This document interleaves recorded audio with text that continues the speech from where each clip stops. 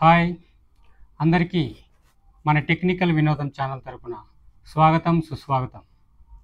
ఈరోజు మనం ముఖ్యంగా సదరం స్లాట్ బుకింగ్ సంబంధించి మీకు ఒక ముఖ్యమైన విషయాన్ని తెలియజేయడానికి నేను మీ ముందుకు వచ్చాను.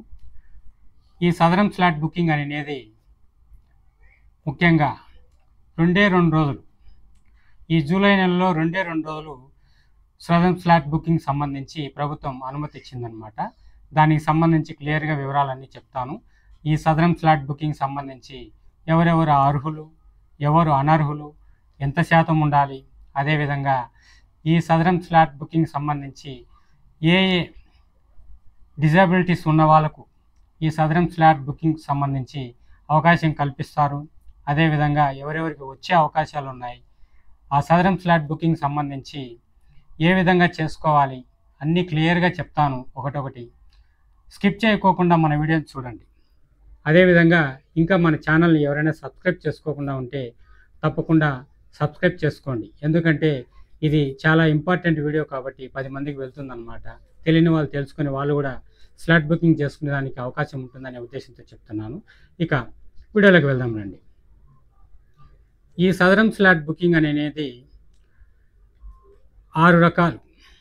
అంటే మీరు బుకింగ్ చేసుకునే దానికి 2 రోజులు అవకాశం కల్పించారు. ఏ లోపాలు ఉన్న వాళ్ళకు ఈ సదరం స్లాట్ సర్టిఫికెట్ అనేది ఇస్తారని చెప్తే, ఈ సదరం సర్టిఫికెట్ ఏ లోపాలు ఉన్న వాళ్ళకి ఇస్తారంటే ముఖ్యంగా శారీరక వైకల్యం, లోకోమోటర్ డిజబిలిటీ, అదేవిధంగా దృష్టి లోపం, విజువల్ ఇంపైర్మెంట్.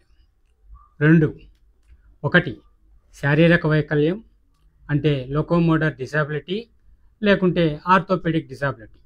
2 దృష్టి లోపం, విజువల్ ఇంపైర్మెంట్.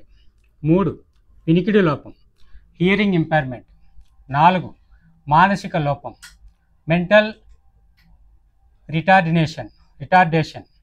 5 మానసిక అనారోగ్యం, మెంటల్ ఇల్నెస్. 6 బహుళ వైకల్యాలు, మల్టిపుల్ డిజబిలిటీస్. ఇవి కేవలం 2025 ఈ సంవత్సరం జూలై 5వ తేదీ, అదేవిధంగా జూలై 2 రోజులు మాత్రం స్లాట్ బుకింగ్ చేసుకునేదానికి ప్రభుత్వం అవకాశం కల్పించింది.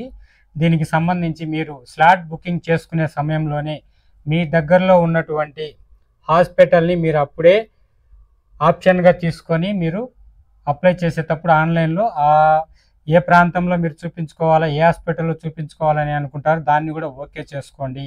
మీరు ఓకే చేసుకున్న తర్వాత కరెక్ట్గా మళ్ళీ మీరు అక్కడికి వెళ్ళి మీరు చూపించుకొని తర్వాత సదరం సర్టిఫికేట్ అనేది వాళ్ళు ఇస్తారనమాట. దీనికి కావాల్సినటువంటి అర్హతలు ఏమి అంటే ఇవి అన్నమాట.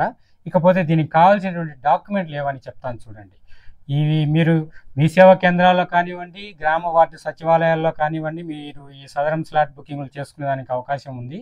అది కూడా నేను ముందుగానే చెప్తున్నాను అనమాట, మళ్ళీ చెప్పలేదు అనుకున్నారు. ఈ కేంద్రాల్లో చేసుకోవచ్చును. ఇక ఈ సదరం స్లాట్ బుకింగ్ చేసుకునేటప్పుడు కంపల్సరీ మీరు మొబైల్ని తీసుకుని వెళ్ళండి ఆధార్ కార్డుతో పాటు. ఎందుకంటే ఓటీపీ నెంబర్ వస్తుంది, అప్పుడు మళ్ళీ ఓటీపీ చెప్పడానికి ఇబ్బంది పడతారు, లేట్ అయితే మళ్ళీ అక్కడ క్యాన్సిల్ అవుతుంది. అందుకని మీరు ఆధార్ కార్డుతో పాటు తీసుకెళ్ళండి. దీనికి ఈ అవసరమైన పత్రాలు ఏమేం కావాలా అని చెప్తాను, మీరు సిద్ధం చేసుకోండి. 1 ఆధార్ కార్డు, మొబైల్ నెంబర్కు లింక్ అయ్యే ఉండాలన్నమాట. ఆధార్ కార్డు లింక్ అయ్యి మొబైల్ నెంబర్ ఆధార్ లింక్ అయ్యి ఉండాలా ఆధార్కు, అదే తీసుకుని వెళ్ళండి. ఆధార్ కార్డు, పాస్పోర్ట్ సైజు ఫోటోలు కనీసం ఒక 2 తీసుకొని పోండి. ఇకపోతే అడ్రస్ ప్రూఫ్ సంబంధించి ఆధార్ కార్డు కానివ్వండి, లేదంటే పాన్ కార్డు అంటే పాన్ కార్డు కానీ, లేదంటే రేషన్ కార్డు అయినా కానీ తీసుకెళ్ళండి. ఇకపోతే రేషన్ కార్డు కూడా కంపల్సరీగా తీసుకొని పోవాల్సి ఉంటుంది. అదేవిధంగా గతంలో ఏవైనా పరీక్షలు చేసుకొని ఉంటే దానికి సంబంధించినటువంటి పేపర్లు కూడా తీసుకొని వెళ్ళండి. వైకల్యం స్పష్టంగా కనిపించేటటువంటి ఫోటోలు కూడా మీరు వెంట తీసుకొని పోతే చాలా మంచిదన్నమాట. ఇవి దీనికి కావాల్సినటువంటి ముఖ్యమైన పత్రాలు అన్నమాట. ఇంతసేపు మీరు ఓపికగా విన్నందుకు, చూసినందుకు అందరికీ ధన్యవాదాలు.